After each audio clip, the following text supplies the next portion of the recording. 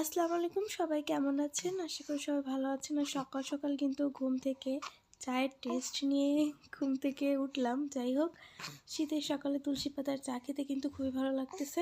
আর আজকে সারাদিনে একটা চমৎকার একটা আকর্ষণীয় ভিডিও, আকর্ষণীয় বলতে হ্যাঁ, নতুন একটা ভিডিও মানে তো আকর্ষণীয়। আর আজকের ভিডিওটা আরও বেশি স্পেশাল, কারণ এমন একটা খাবার এই টাইমে আমি খাবো, মানে এই শীতের সিজনে এই খাবারটা দেখলে সবার মানে জিভ দিয়ে পানি আসবে। সেটা হচ্ছে একদম মাস্ট। সেই খাবারটা আজকে আপনাদেরকে তৈরি করে দেখাবো।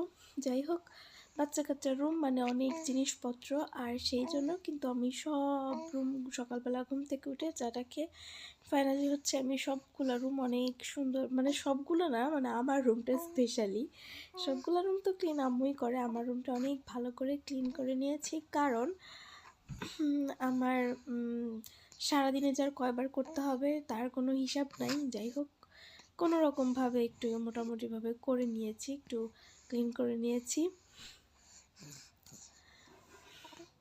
কারণ বাবুর থাকে একটু কেউ নিলে তখনই কিন্তু আমি বিছানাটা একটু পরিষ্কার করতে পারি।